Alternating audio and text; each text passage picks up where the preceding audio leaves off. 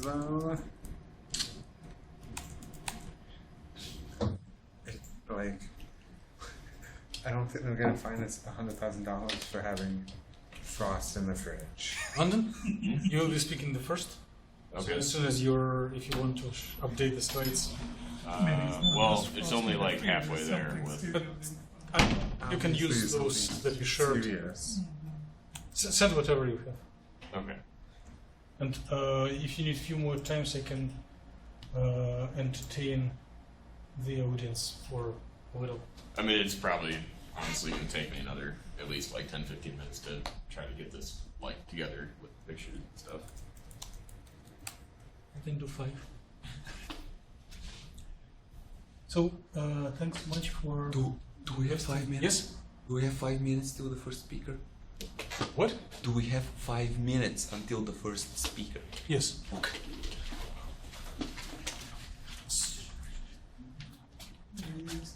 We have 5 minutes before the speaker.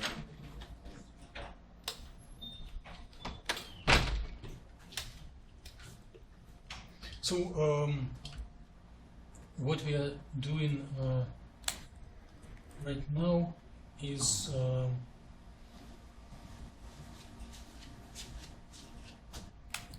some of us are just enjoying the regular research activity, but some of the attendees of these meetings are starting actual research after completing the computational chemistry course, and there is a set of practical skills that is needed for efficiently run research explorations.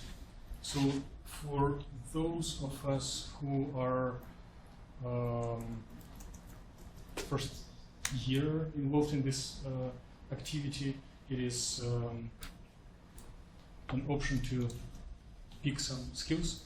And for those who are for a long time, it's just community service to share and pass to make some knowledge transfer. So previous time and this time, we are covering the practical aspects. So we are not touching theoretical background for electron to lattice vibrations interactions, electron photon interaction through on the 5 nonadiabatic couplings. And we split it on 2 days. So this day it will be completed, and Yvonne has presented a basic protocol that allows to compute coupling files along molecular dynamic trajectory in case systems are in the singlet configuration, which is reasonable for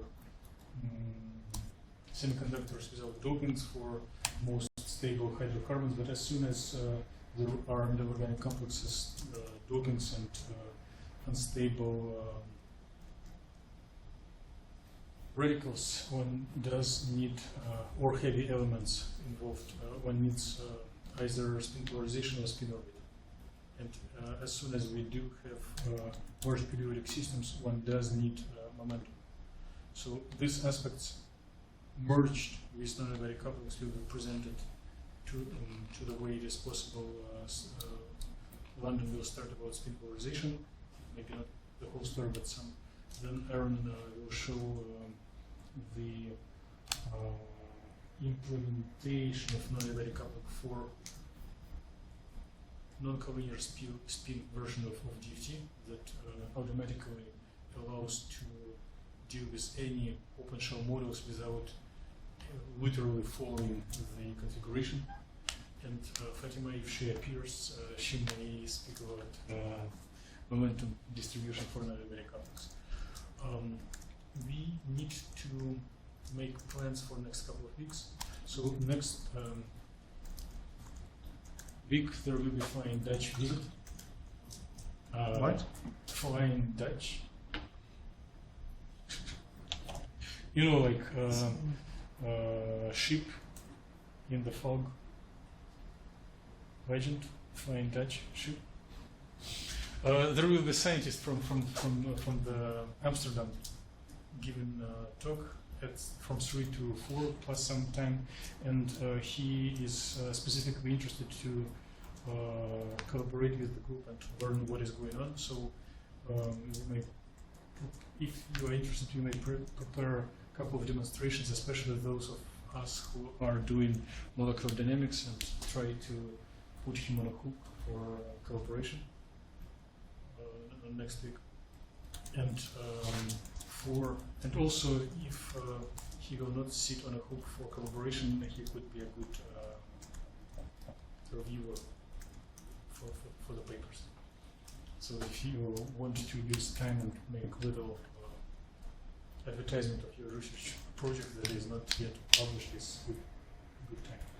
And 2 weeks from now, we need to discuss how to process the couplings as soon as they are computed.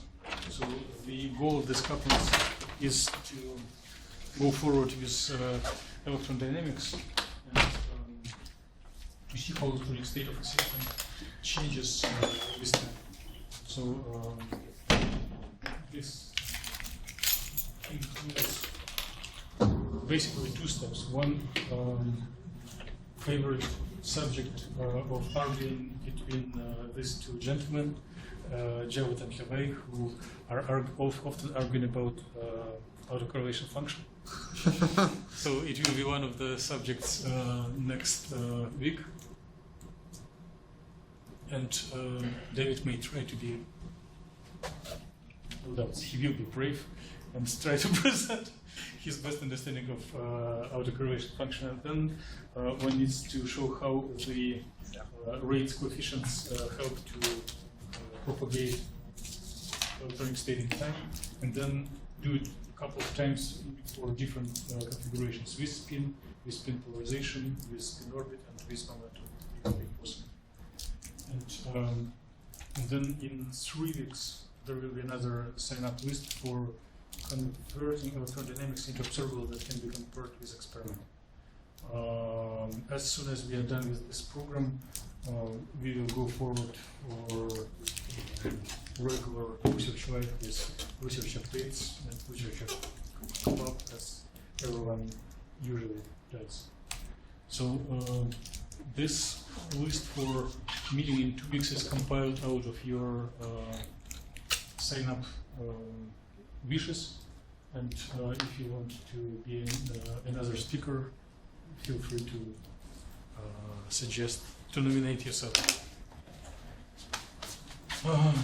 Did I extend time long enough? Not for me to get pictures and stuff, no. But just Did you send? yeah, I sent what I had at the moment.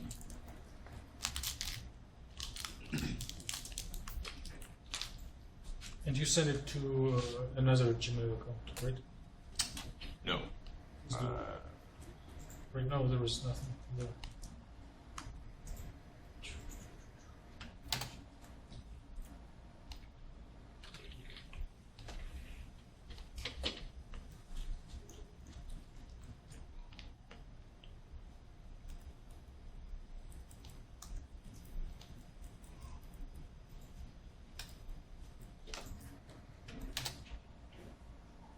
Okay, so I sent it to your other Gmail, so hopefully it shows up. Yes, thank you.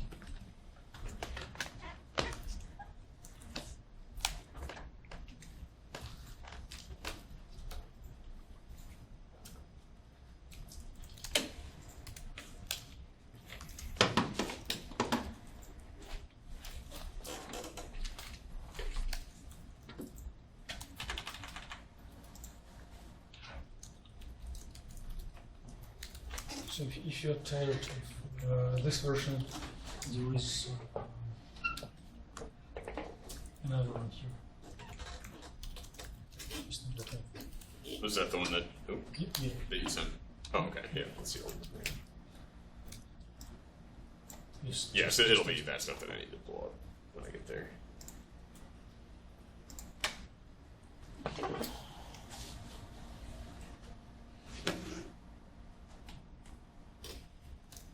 Okay, so spin polarization. Yeah. So if you're trying to do vast calculations with a spin polarized system. If you come, You're eventually going to get to the point where you're probably going to want an absorption spectra, so that's what this is going to be about. Yeah, I don't know. This is on the old slides from forever ago. I guess this is just kind of more the math behind it. That's not really so much how to get them. So before you run back, no. Some of us may not. If you introduce, there is nothing wrong. And okay. if you give chance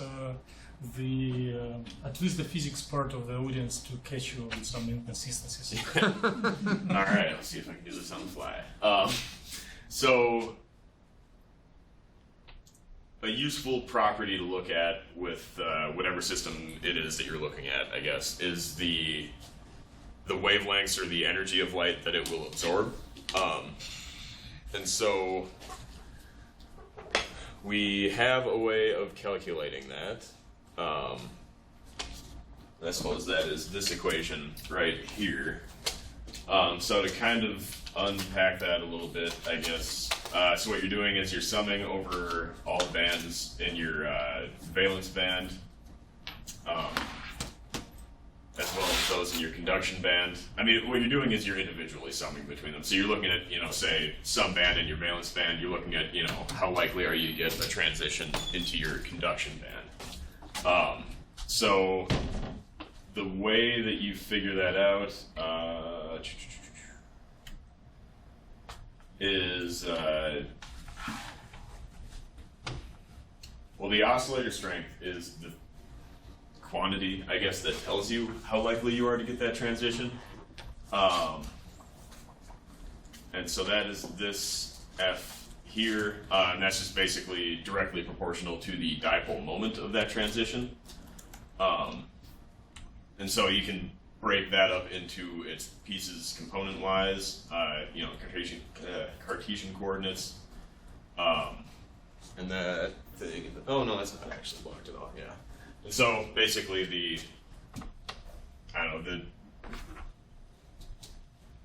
know how to explain this, I guess. But yeah, here's your dipole basically, and what you're looking at is the shift of the localization of charge when the electron moves from one orbital to the other.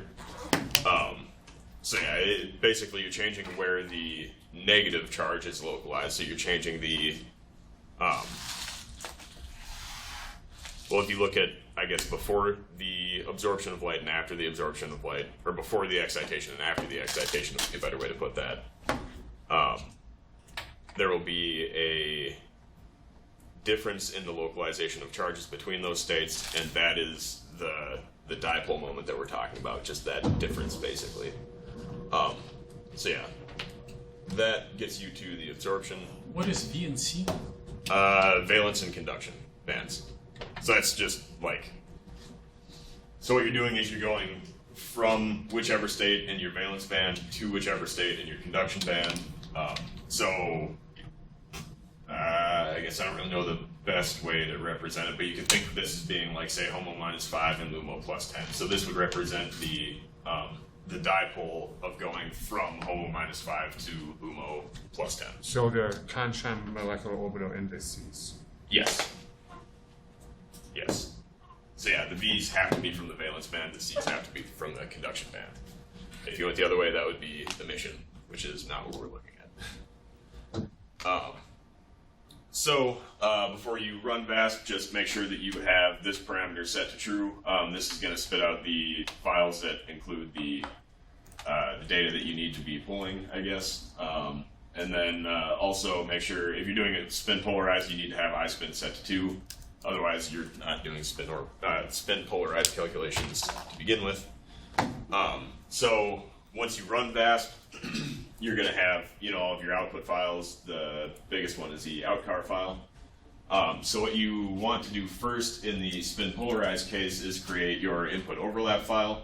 So it's a really simple file. It's literally just the first orbital index and the last orbital index. That'll tell all the scripts later on which orbitals it is that you're looking at. So you're probably going to be running this with systems that are going to have, hundreds if not thousands of orbitals. you really don't need to calculate these scripts over all of those orbitals. You just look at a more narrow range near the HOMO and the LUMO. And then there's some instructions on there with how to use VASP, I guess, or VI, or VIM, I guess is really the name. That can be looked at later. So when you're in your working directory here, it'll probably look something like this. You got all your output files and all the log files that VASP spits out, or NERSC, I should say. So this is the script that you're going to want to run after you've created your input overlap file in order to get your energy pop files. So energy pop contains the spin up information, and energy pop down is the spin down information. You need to make sure that both of those files have something in them. If they don't, then you're going to run into problems. So once you have your energy pop files that contain the, you guys have seen those before, you know what they are. Once you have those files, then you're going to want to use those to create your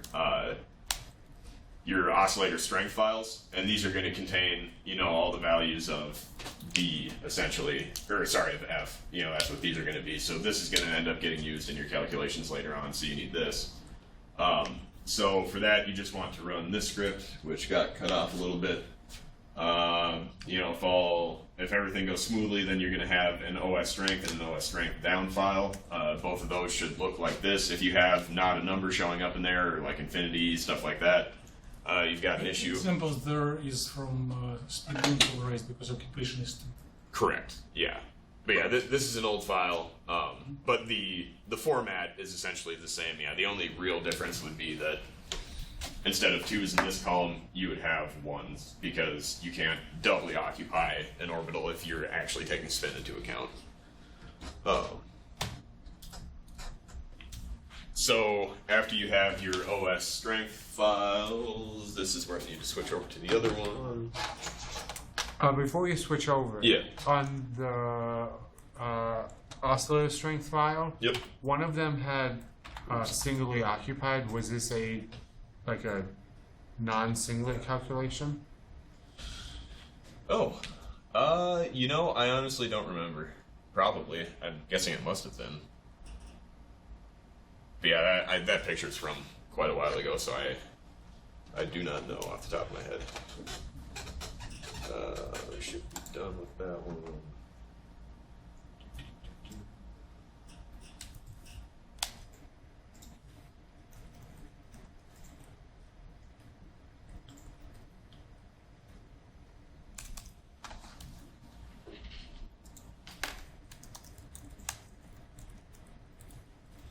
Okay, so then once you have your oscillator strength files, if you weren't doing spin polarized calculations, you would have, you'd be good at this point to go on to your spectra stuff, but since we are doing spin polarized, you still have to make a couple of adjustments to your oscillator strength files so that the scripts will read them correctly. I guess you don't really need to worry about these.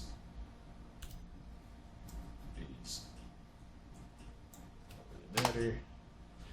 Okay, so basically the idea here, I don't know how familiar the newer crowd is with Linux, I guess, but grep just basically pulls every line in oscillator strength that contains this little bit.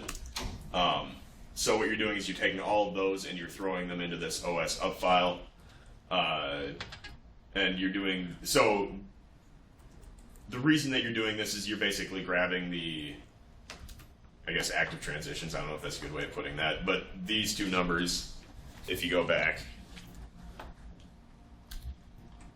So you're telling that file may contain transitions between occupied to occupied. Yes. And you want to exclude it. Right. Yeah, we do not want those files. So what you're actually doing is you're pulling this bit of each line right here, where, again, if you're in a spin polarized case, these aren't going to be 2's, these are going to be 1's. So then you're only looking at the transitions from which you're going from an occupied orbital to an unoccupied orbital.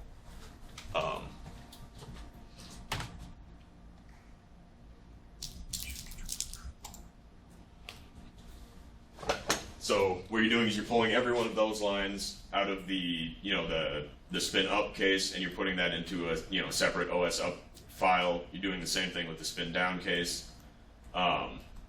And then this just basically creates a copy of, or a backup at least, of your spin up information, so you don't need to rerun the OS strength script, because that can take a while.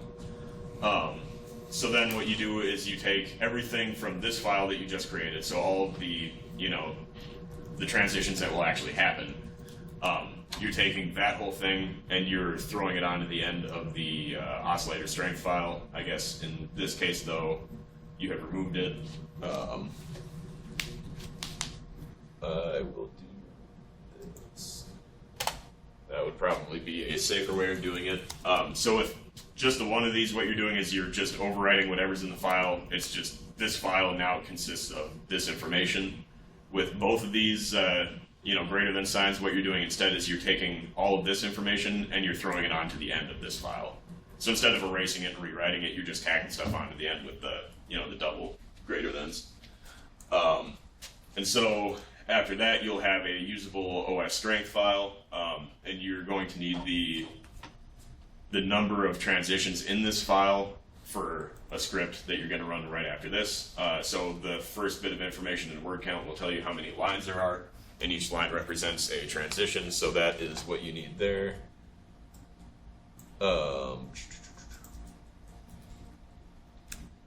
Okay, so this, we should be able to go back to a picture. Yeah, because I think this is the same script as what you had run. That can't be right. Well, I don't know. Anyway. You're going to run one of these scripts. I'll double check this and have a nicer reference in the future, I guess. But you run one of these scripts. Oh, it's probably the spin OS one. This one. Nope, it's that one.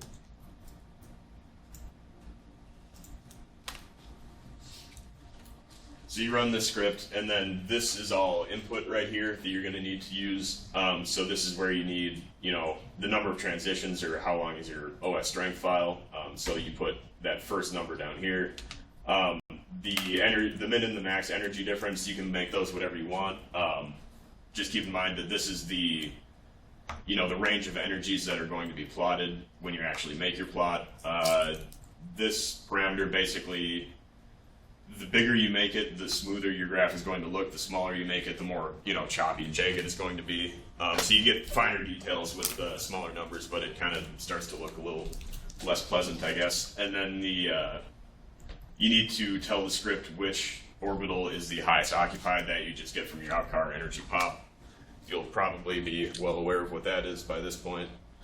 And when this script is done, I guess the most important thing that you should have is a spectrum file. Again, hopefully without NANs or a bunch of asterisks or stuff like that. Was it the same? Okay, yeah, and I'm gonna have to double check on this, I guess, and see if anything breaks in the spin polarized case, but basically once you have that spectrum file, that now has all of the information that you need, so the only thing left to do is actually put it onto a plot. So the way that you do that is new plot, and then as a set of instructions for how to make that plot, you basically feed it this file, or one of these files. It might not be this exact one, but that'll be on the updated slides by the end of the night. So you do this, you're going to end up with a PostScript graph, but most programs these days don't really like to use PostScript, so what you do is you convert that to a PDF, just using PS2 PDF, and then you will now have a PDF file, but you're running a command line without graphics, so you can't look at that, so then you just need to copy this file to somewhere that you can look at it, and then just open it up with whatever PDF viewer. And this is what this one ended up looking like, where you can see the graph cuts off at 3 because, come on, oops, it cuts off at 3 because that's where I told it to cut off right there. So that's what you're adjusting there, is just how far that line actually continues. And yeah, these are the ones that Dimitri got. So can you show the previous? Yeah. Yes. What is it, and Can you please give more comment? Yes. So this is the oscillator strength files. So this is the spin up one. This is the spin down one. I have that little cheat sheet thing. Of course, it's blocked.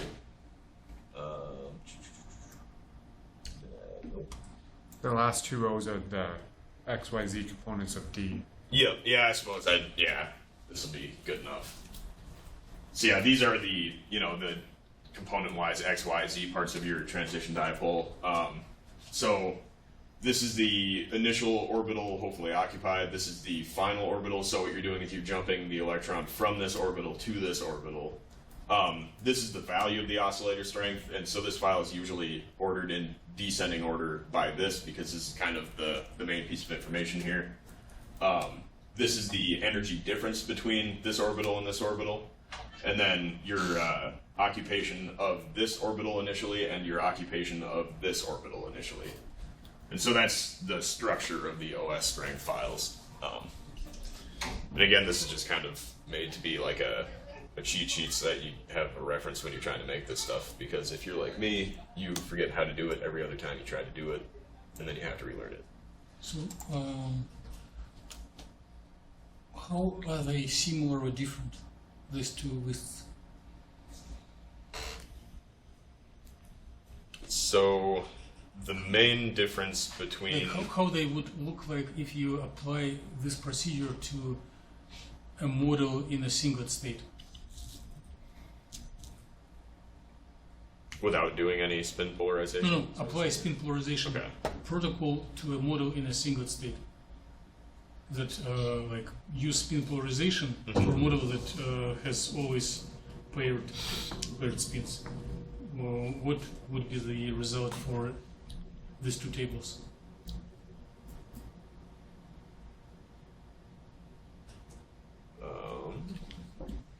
Are you assuming that there's no energy difference between the orbitals?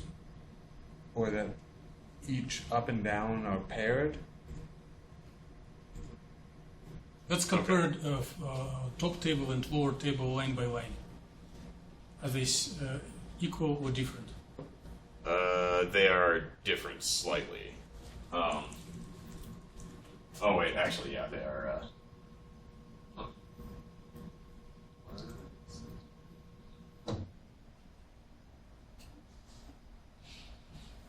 So I guess I can't remember.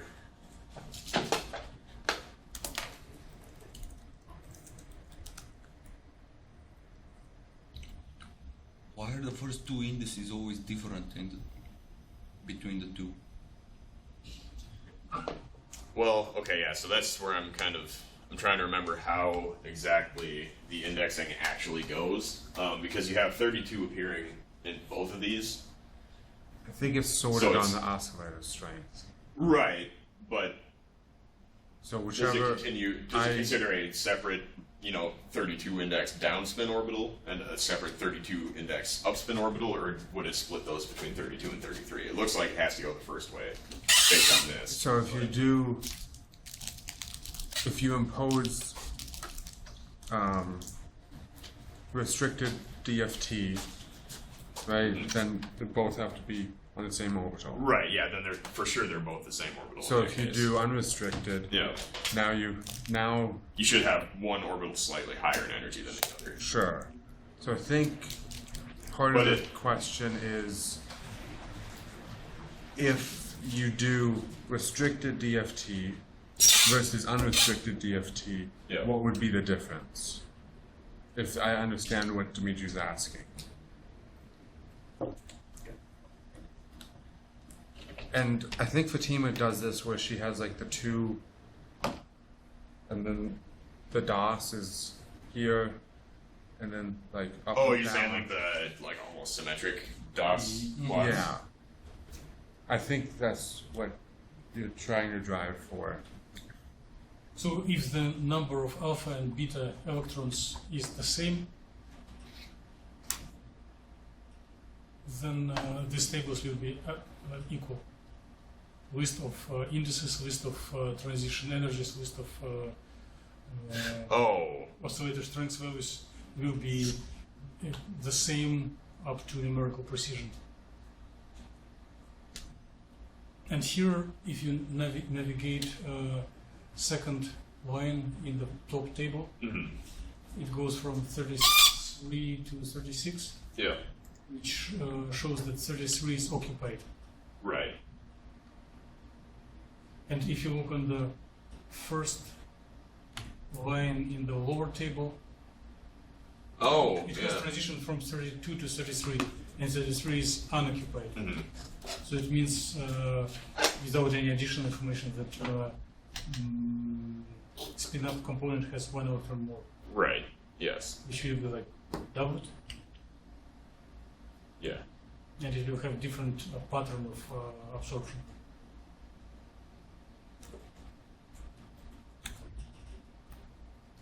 Okay, let's thank Landon. And, other questions to the speaker?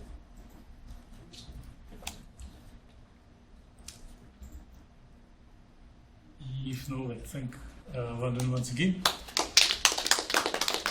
So the non-adiabatic couplings are skipped because of time limit and for the reason that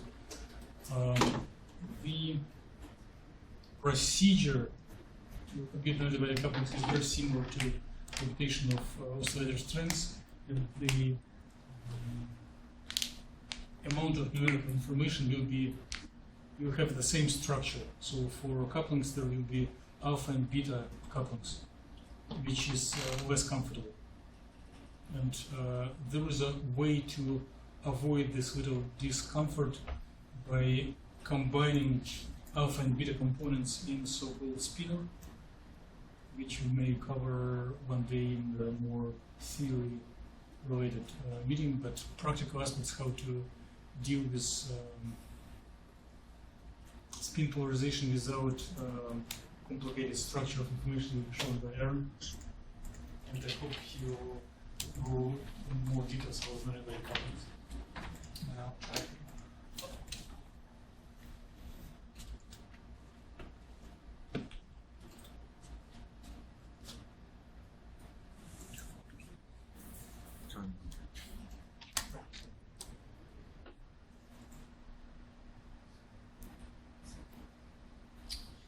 So yeah, I didn't go into a lot of detail on a lot of these, but or mostly just like what files you need, where they are, how to get them, and what the file should look like. That was kind of the focus of what I've been put into this. So basically, the first part will just be running non-collinear DFT and getting some simple observables like density, states, and spectra. And then the second part will be on doing couplings. Can you please give a little introduction, like what is your personal motivation, why do you need it? Non-collinear. Yeah, other than an entertain group on the meeting. Um, Is there any practical value? I guess in a broad sense, if people care about magnetism and properties, so if you do spin polarize, you can determine the spin state, which gives you an idea about how magnetic it is. So if you have more unpaired spins, you're gonna have a bigger magnetic, not magnetic dipole, but is it magnetic dipole? You have unpaired spins? So yeah. So you basically, more unpaired spins, more magnetic you are. But in spin polarized, it's only aligned with the up or down axis. So if you're trying to visualize how the magnetic field looks in space in a material, you have to go beyond that, I guess, and that's what non-collinear spin does. So you have the same magnetic magnitude. So if you have one unpaired spin, you would still have the same magnetic vector, but it can just be oriented anywhere in space. But why it is needed for the research project that you are doing? I do it because I deal with lead materials and it experiences strong spin-orbit coupling, and just due to the way that spin-orbit coupling works, you have to do non-collinear calculations first. Is it just little correction or it is something noticeable? For lead, it's very noticeable. But how many percent of gap correction? I don't know percent, but it's like a 0.7 EV shift compared to if you just did spin polarized to non-collinear spin with spin orbit coupling. So like 30% or more. yeah, about a third. So yeah, like 30%. So if you're dealing with lead or if you're interested in magnetic properties, it's one reason why you would need to use this version of DFT. And so running non-collinear spin DFT, so you need all the same input files, so your post-car, K-points, pot-car, and in-car. And then you only need a couple extra tags for your in-car, which I'll get to in the next slide. But the additional files, you need the most important one is you need the charge car from your, whether it's spin restricted or spin polarized run, because that's where like the magnetic density is stored, and then in the non-collinear spin it reads that in as like a constraint so that it computes the non-collinear magnetism. And then you can also, if you feel it's necessary, like put in a wave car for it to read in as well to speed up calculations. And then, but you have to do it using the VAST standard executable, otherwise it won't read it in. It took me like, I don't know, 6 months to figure that out. Like sometimes it would read in the wave car, sometimes it wouldn't. I figured out. Usually you use VAST Gamma just because it's less expensive and it runs quicker. But if you use VAST Gamma, it won't read in that wave car. So. But can it read the charge card? I can read the charge car. The wave car is just formatted differently, or it's compressed in the Gamma version. So I'm pretty sure that's the reason why it doesn't read it in. And then, is it down there? And then to run the non-collinear VASP, you just have to change to the non-collinear executable. So in the bottom right here, this is like the general Cori script on NERSC. And then usually in the bottom line, you have srun, number of nodes, and then whatever your executable is. In this case, it's gamma, but if you want to do non-collinear, you just have to change that to NCL. And so for your new in-car, you can basically just use the same in-car I use for your spin restricted or spin polarized, but you just have to add a couple of tags.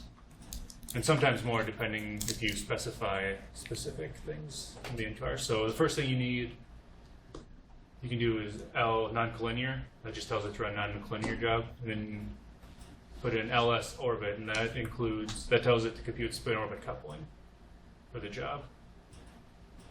And then you have to do iCharge 11. That tells VASP to do a single point calculation reading in the charge car from the spin restricted or polarized run. And then generally you just do a single point calculations just to get a healthy wave car for these systems, but you can like optimize your model under non-collinear spin too. And then I think that's more for magnetism purposes, but for like band gaps and observables that we care about, it doesn't matter too much. And so the only other comment I'll make on this is if you specify the number of electrons in your system, you just have to update that in your new one, just times it by 2. Or no. Same number of electrons, number of bands you have to double. Because then the wave car just combines them together. So you just have to double your number of bands if you specified that. Before we go forward, it's not a theory talk, but can you briefly introduce what is spinor? It is... And how it is, how format and how non-collinear calculation relates to spin polarized. So it's... Just get sparks in the eyes so that the audience understands you. Yeah, so it's your wave function, but it's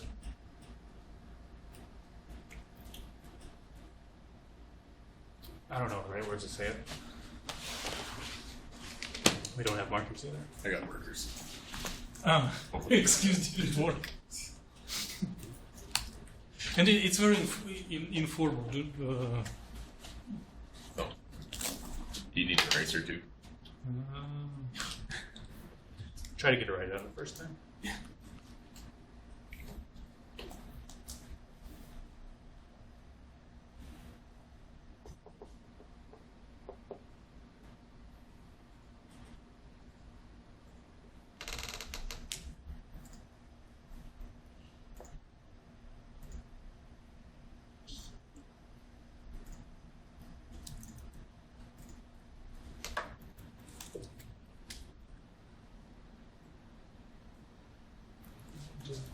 So you I may was just just going to hold it up.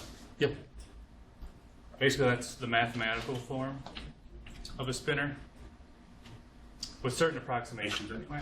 But so basically, it's a wave function that has the spin components built into it. And so you can basically think about it as a 2x1 vector. So where the top part is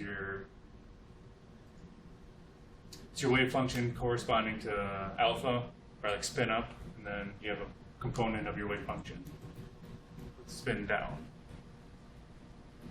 And where for spin polarized, we are counting orbitals independently. And how does it project into here? Like what's the number of orbitals in spinless, spin polarized, and non-collinear? number of orbitals. N bands. You just mentioned. I'm asking this question because you mentioned that N bands is different. Right. Or I guess, well, it's different from what VASP generally suggests, anyway. So you basically just have half as many bands, because it splits the wave functions into two. Twice as many. Yeah. So If, an example is like if you do spin polarized calculations, you have 1,000 alpha and 1,000 beta bands. Essentially what VASP does is just compiles them together, so you get 2,000 bands with the same number of electrons. Okay, so in non-collinear spin, number of count of number of HOMO orbital is literally equal to the number of electrons. Yes. Because all spinor orbitals are single comparative. Mm-hmm. Okay.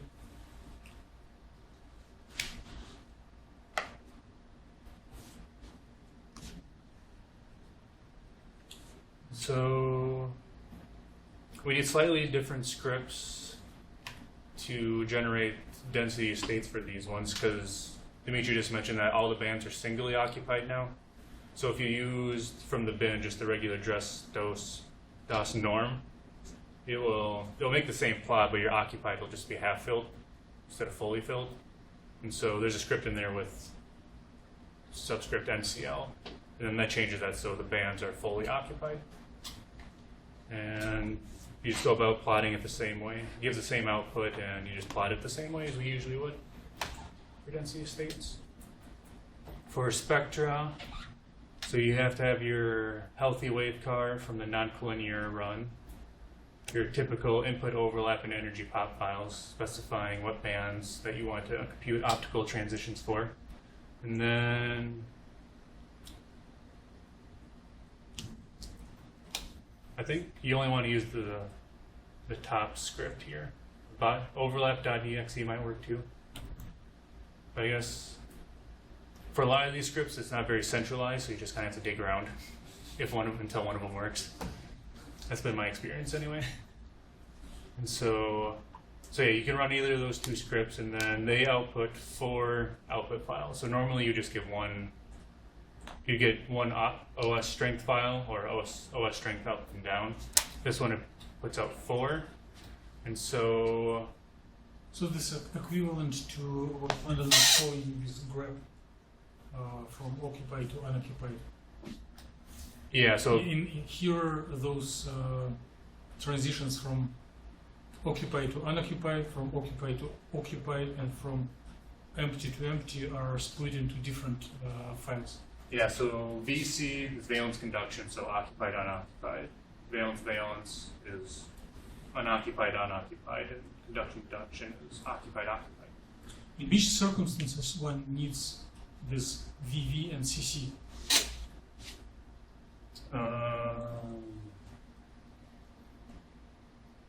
files themselves. Which physical processes require modeling of each process require optical transitions from occupied to occupied, which may sound like really crazy. I guess that's with some approximations. That's how we do our PL code, our Yep. photoluminescence. Yep. So, and then this bottom one is just all these 3 files just compiled together into a matrix. So from when we do our MATLAB codes. So, yeah, to generate an absorption spectrum, you copy this file to your OS string, and then the top line has text in it, so you just have to make sure to remove it. Otherwise, the spectrum code will yell at you because it doesn't recognize text. And so now to generate coupling files and some observables from those. And so the way that we have to make couplings is, since VAST wants to, like, it runs healthier if you have input, like charge car files for it, or input wave cars. So essentially you have to do the same calculation twice for each coupling. And so you have to have both the in cars from your spin restricted or your spin polarized system, and then another in car from your, to do the non-collinear calculation. So you have to have 2 different in cars. And then there's a spinner.exe executable, which generates couplings, and then you can also get it to output oscillator string files for you too, if you want to do time or spectra during a molecular dynamics trajectory. Some codes have it turned on, some don't, so you'd have to do some debugging beforehand to check if that works or not. So then you need position files from your MD run in the directory that you're working in, so PXX files, which are just postcards. And then you also need input overlap, and that tells you which orbitals compute couplings for, and optical transitions potentially. And then there's a B script which runs the coupling jobs in a strategic way, and that's, and then this is just an idea of where to look for all these files, for the spinner files, the B scripts, and the in-cars, are templates for them. And so to compute couplings, so this is a template for like the Cori submission job. And so generally this all looks the same, but usually we tell it to run fast in this line, but instead we're going to tell it to run the B script. And then I circled these 2 lines because you want to remember this information when you're programming the B script. So can you, if you would do a single VASP job, then last line would execute just VASP executable, like Yeah, it would look like this. Or this is looking S-run VASP gamma or whatever. right. Okay. But essentially we want it to be on autopilot. So basically we just tell it to do S-run multiple times within the B script. And so yeah, this is set up so that you run it for the maximum amount of time and then come back, check on it, and then run it again if it didn't finish. And so that's a template for this. When Levi and Javid will eventually present in Thunder, it is very interesting for you to share how you do this autopilot version. Quick question. So when you do this, are you computing the nonadiabatic couplings as you do molecular dynamics, or have you already ran molecular dynamics and now you're just going back to compute the coupling? That. So yeah, I assume that you did your molecular dynamics and then you get all your position files. So you split it into like groups, or are you running everything serial? Well, I guess the MD usually runs a lot quicker than the couplings, so that's going to end up being the bottleneck anyway. No, but when you do the couplings, do you do like P001, P002? Right, yeah, we run the until time you step. get to P00N. Yeah, Oh, so you don't split it into like batches, I mean, like 50, yeah, you Time can. but you don't. Generally, If you're in a hurry, you do. Okay. yeah, usually depends how many you want to do, or how long you want to wait to do it. I guess for mine, by splitting them up, I didn't know what you meant, but now I do. So yeah, usually I do like 100. Okay. I'll do like 100 in each directory. And so this is the B script file. Looks kind of long and messy, but there's not a lot to it. So it is your autopilot. Yeah, so this is the autopilot, and you just kind of hope you catch everything while you're going through it. And so these are the run commands, and then you have to. I put these here just to specify that you run the right amount of allocations, because if you do more than it wants, it'll just quit the job right away. So that's an important number to remember. And then, so essentially what it does is it takes your starting point from your MD, makes it the postcard, and it runs a single point calculation for, in this case, a spin polarized job. So it runs VAS, it makes a charge card, and then we feed that into the non-collinear calculation. And in this case, I just computed an oscillator strength for the next file. So it outputs all the files that we get from our oscillator string, and then save those into the directory. And then it goes into a for loop where it does the same thing again for the next postcard. So this one is doing P001. So it copies P001 to postcard. We move the wavecar to wavecar old, because that's how the B script or the coupling job read the files. And then we just do the same thing again. So this is the same block up here, just put down here. So it runs another single point for spin polarized, makes a charge card, feeds that into the non-collinear job, and then with this code, then it actually computes a coupling between wavecar and wavecar old.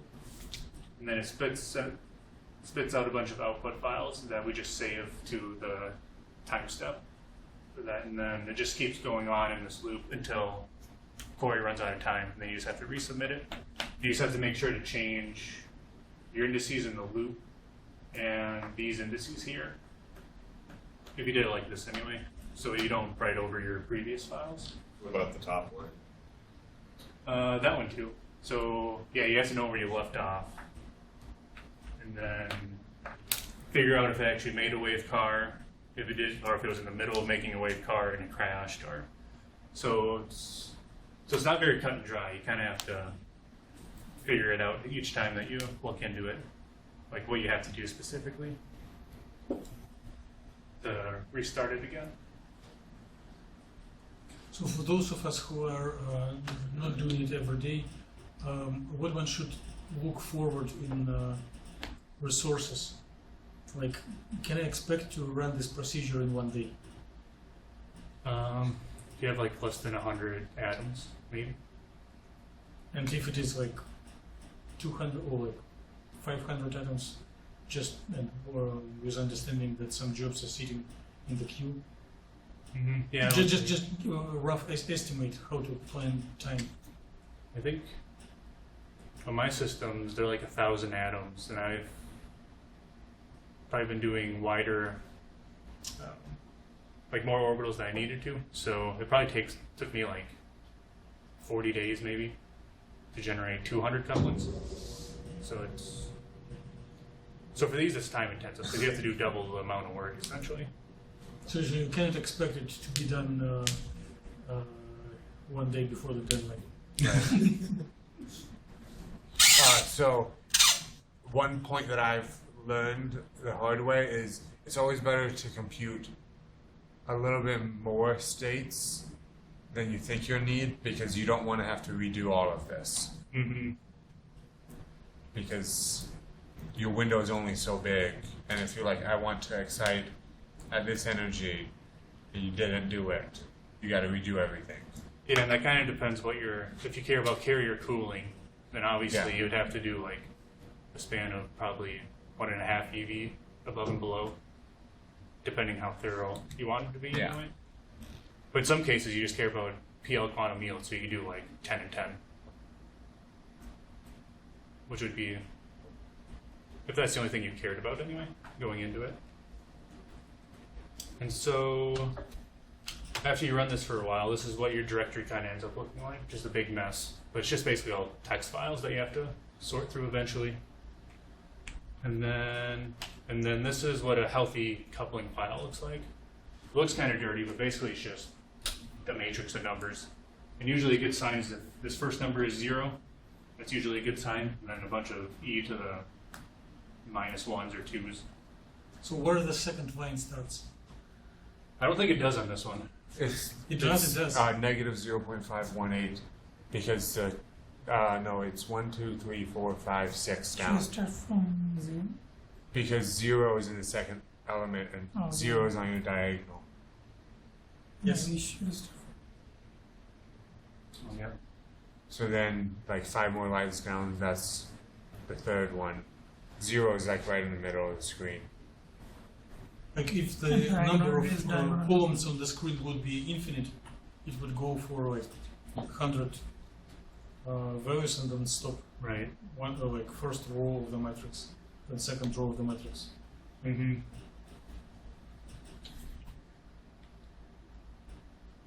And then we can do or get fluctuation charts after doing the coupling. So if you noticed during the B script that we save the outcar files, and we do that specifically so we can make fluctuations afterwards. Because for in the entire outcar, that will save the band energies. So you basically just isolate those for each time step.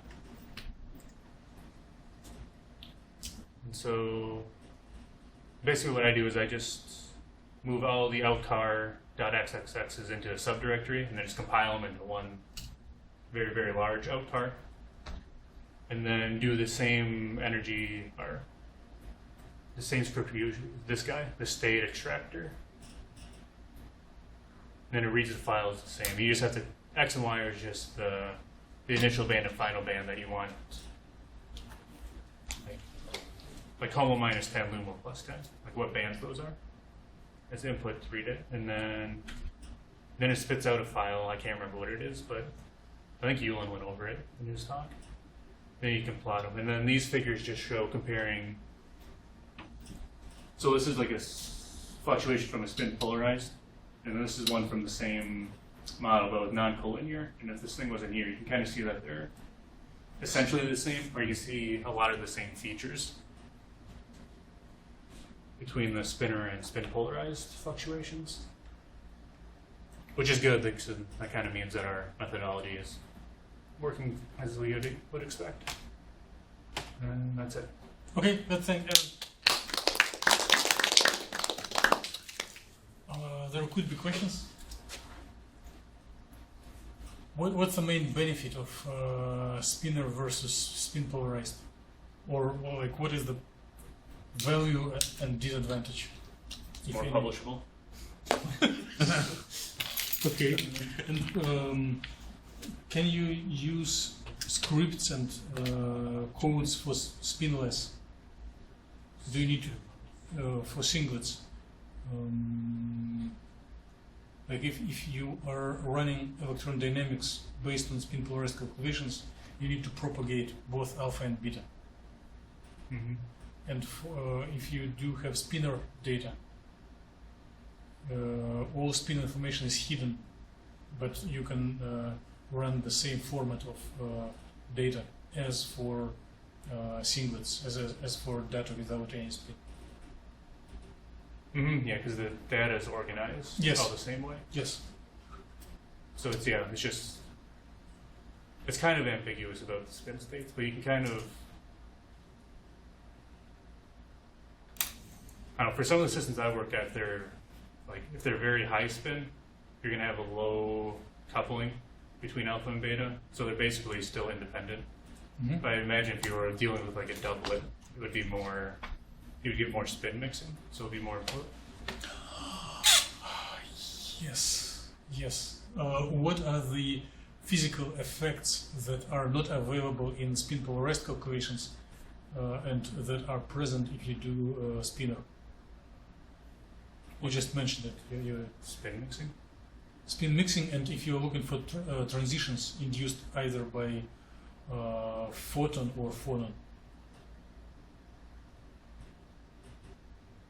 Spin flip? Yes. Like, internal conversion type Mhm. of processes? So in spin polarized calculations, spin is a good quantum number, and it never flips.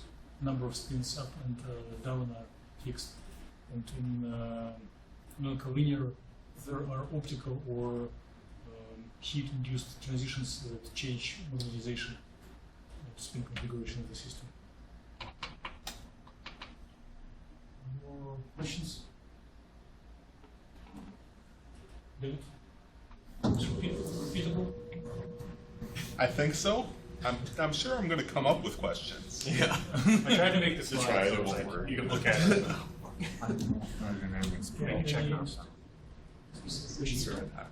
None that I can It think seems of right really now. easy the way she presented it. I'm sure it's not going to. Let's thank Aaron once again.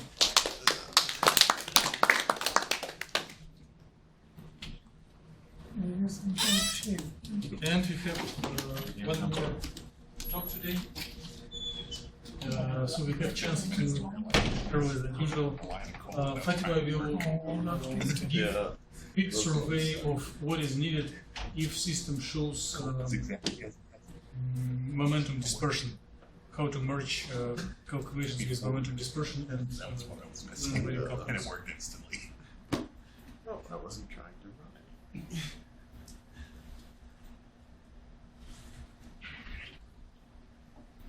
So I'm going to talk about how to calculate K-points resonant band structure, absorption spectra, and non-individual couplings. And so first, here we can see how the instructions how we can calculate band structure. So in order to calculate K-points result band structure, first we need to calculate geometry optimization calculation for like 16 or 20 or 32 K-points.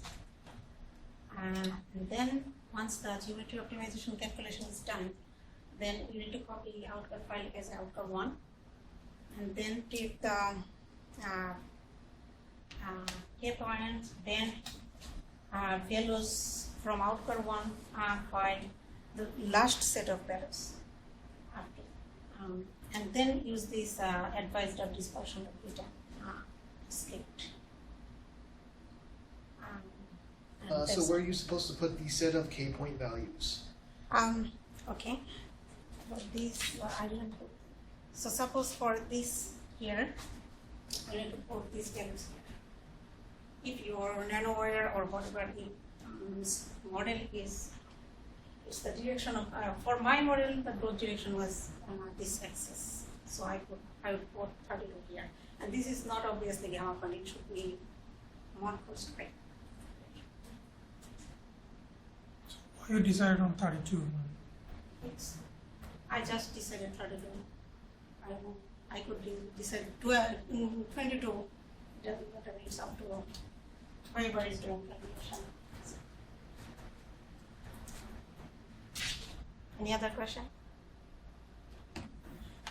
Now absorption spectra. So in order to calculate absorption spectra,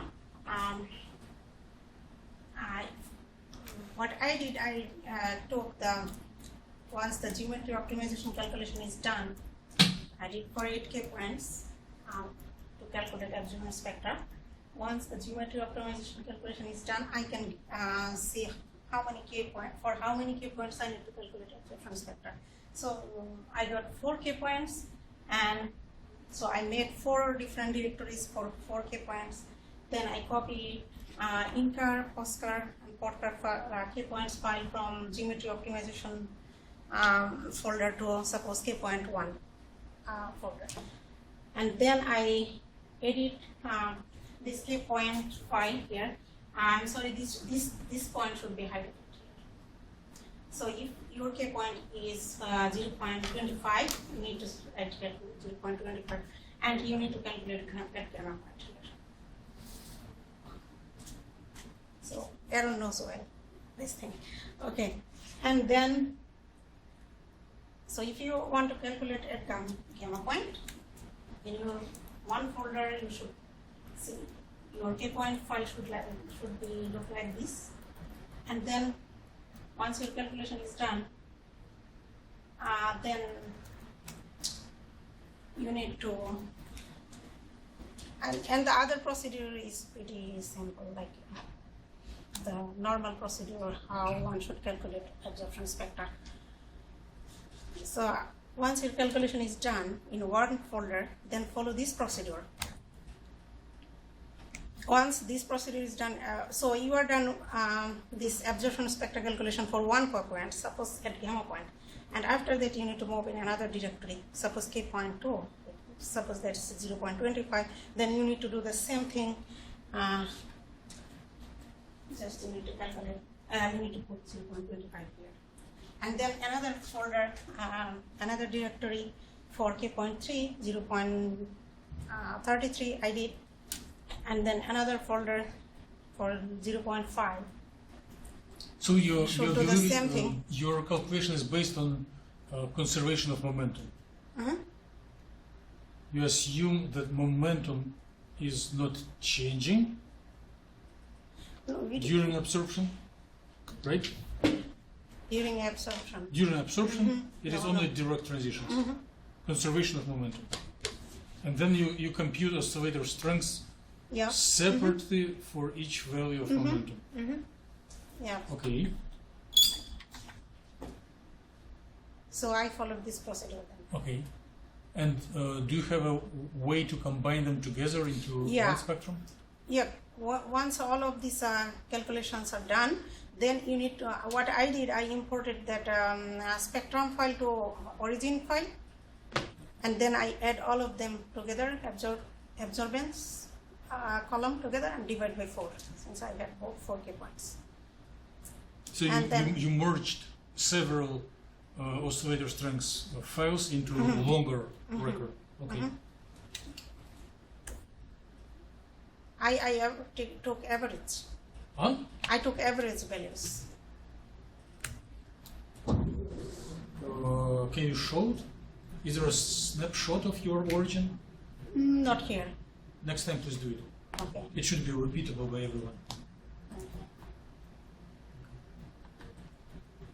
Now the coupling calculation. What kind of average are you doing? I just added them together and divided by 4, since I had 4 K points. What do you add together? Spectrum files or oscillator strengths? No, spectrum. Spectrum files, I think column number 4. So you're not averaging oscillator strengths. No. You're averaging spectrum. Okay. Yeah, and the values of wavelengths are same for all K points, so you don't need to take the values of wavelengths or transition energy. They are same for all K points. That's what I do.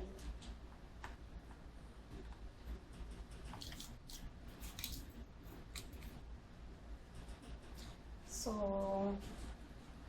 the calculation was okay, or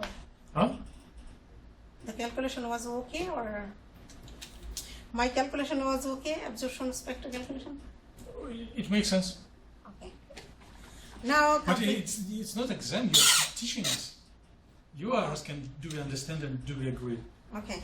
So now coupling calculations, this attempt was not successful at all, but I tried, Aaron tried. So I can just tell which files you need and what you need to compile what things, but I cannot say that how you can calculate exactly this non-unity couplings for K points resolved. Okay, so all you need these files. So P1, P000, P001, those are for molecular dynamics calculations. These are used as a Postcard file. And then you need Postcard, K points, import, overlap, inter, and those scripts. This one is for concord. You need to change dimensions and some values according to your coupling previous calculations and compile it. We tried to compile, but we could not make it. So next, there are So couple. on one hand, you can use your approximation when you treat each value of K point as independent system, Mhm. and if you do not have, if you avoid indirect transitions, you just compute sets of couplings for each value of K points, right? So it is possible. It will work. But there are some coupling files there also. And here you are trying to run automatic couplings that will generate all transitions at once. And And- for and- different K points, Mhm. like correlation between two points. Okay. By the way, for my research, Dr. Innerweb did those calculations, those couplings. I didn't do that. Okay. From after this, couple of slides are added by someone. I saw them just before, right before the group meeting. I don't think I can explain that. Okay. So this is pretty much like. So this set of files that I needed for running. Okay. Indirect overlap. Okay.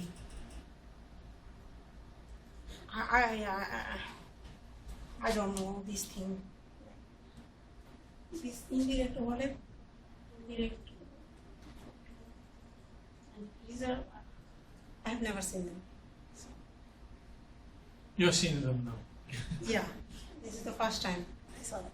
Okay, so looks like this file should be there in the directory. And I think the webcard file should be copied as webconvert.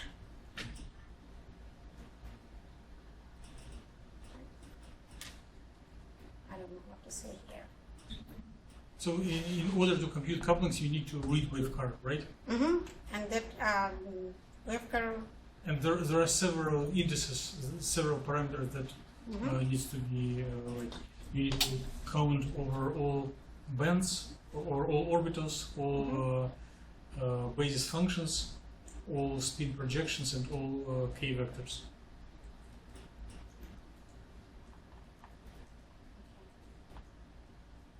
And I admit that I copy pasted it into you, but can you tell what this equation stands for? These indices? Yeah, this just explain how this equation relates to last equations. I understand this is K point and this is orbital. What is B? Sigma? Spin? Oh, sorry, sigma. This is spin. I thought that this is B and it is a vector. Okay, so this is spin. And this is space. Position? Position. Ben is not here. It's his favorite subject. And this is plane. Huh? Plane? Uh-huh. I think everyone knows the. So where is the plane wave? Which color? Oh, plane wave? This one. Okay. So what are the basis functions in WASP? Is it the E to the IGR? Huh? Is the E to the IGR the basis set function? Yes, yes, Okay. plane waves are Yeah. basis set. And all orbitals are saved in form of these yellowish coefficients. Okay. So in fact they depend on momentum, not on position. All right. And all calculations are done in k-space. So wave car contains this yellow stuff. Number one.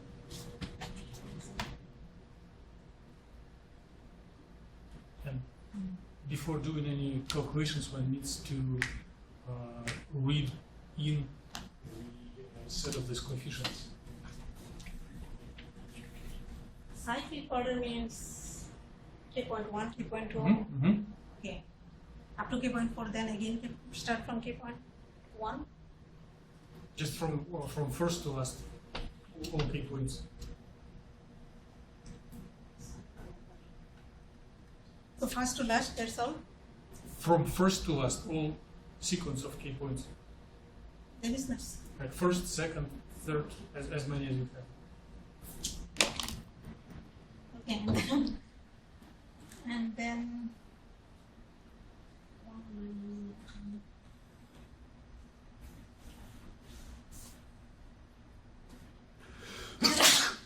Bless you, bless you, bless you. I don't know. I And don't then you understand. open a loop over all Comp.Chem orbitals and read them. Is all this in Python? No, it's Fortran. in Fortran. So in most of the cases, we do not need to open these files, but if something doesn't work, we may open and try to recompile it. You learned how to Fortran. Huh? It is assumed that everyone knows Fortran and is happy to compile it. We just use big words. You can understand these things easily, but for momentum resolving, I think it is complicated. Something complicated. So I couldn't figure it out. Okay, so here we need to change these things, these values, right? Band number and key points.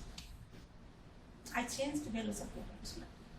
And in standard VASP format that wavecar is read from, this coefficient does depend on K point. So wavecar stores this information. Then one can operate this OF data and just make cycle over K points and compute observables. Okay, I will try this then.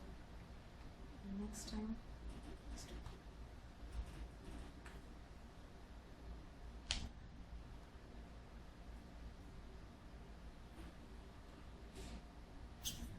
There are so many things I don't know what to say. Yeah. Is there any particular thing? I think there is no change here. Sure. Okay, let's look together. Let's look together here.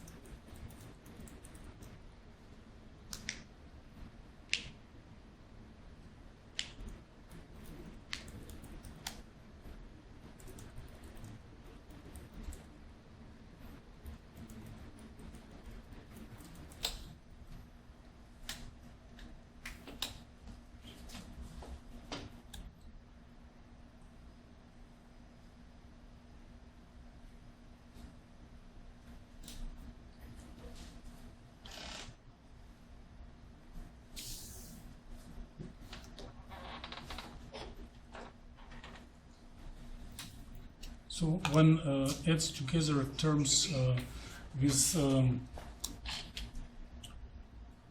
projection of the orbital I onto the this basis function, then projection of orbital J over this of this basis, and then terms like this, and in the middle there is a projection of momentum onto X, and then there is a components for X, Y, and Z. And this would give a component of transition dipole in X direction if we add summation of over G summation G prime. So this is a fragment of a code that does computation of oscillator strengths, and if then projections for y and z are added together and give us transition dipole. In case it is oscillator strengths, both these coefficients come from the same wave car. And in case we are computing the nonadiabatic couplings, then we remove this little xg in the middle, and we replace one set of data from wave car and another from wave car old. Why do we need it? If you want to look by keywords, dig inside the code and recompile it. Hopefully we do not need to do it very often.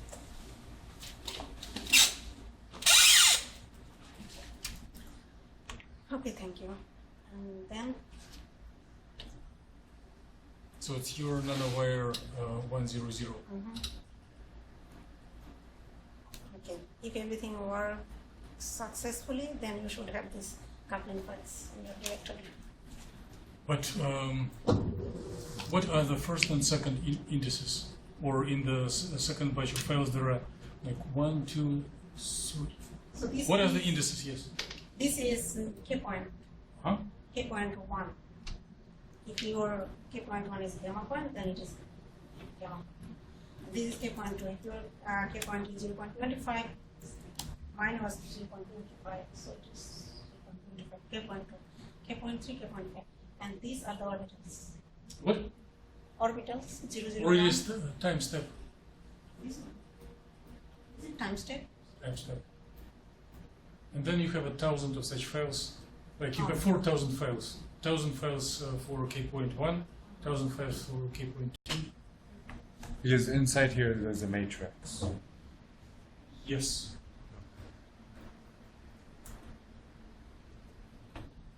And this is k point 1, and this is k point 2. So it's indirect transitions from k point 1 to k point 2. And there is will be also 1,000 of such files along the trajectory. For k point 1 to k point 2, there should be 1,000 of files. Okay. And k point 1 to k point 3, there should be another 1,000 of files. For each indirect transition, you should have thousands of files. So for further process to field transfer, you should have, for my calculation, I had like maybe 8,000 files. Open files. That's it. Any question? I don't know. Other conclusions, maybe not written but verbal. I don't know. So in your last paper, you did calculations without any key points for nanowires. Without any. In your MRS advances. With gamma point. Yes. Mm-hmm. So what are benefits and shortcomings of doing calculations with and without key points?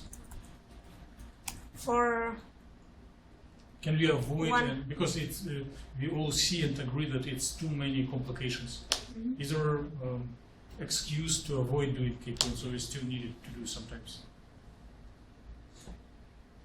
it needs to do sometimes, but we can say that we can make an approximation, this gamma point, that it is repeated in the clock direction. So if the sample is long enough, then one can avoid key points. K points. Okay, but thank Fatima. And are there any questions? Okay, if no, let's thank her once again. So let's exchange emails and decide who wants to make little research update next week. Let's do it in private. And next meeting will be shorter, maybe from 5 to 6, because we have a fine Dutch. Oh, he has true name, but I don't remember it right now. And in 2 weeks, there will be presentations on metal code. Okay, meeting is done. Thanks much for enthusiastic contributions.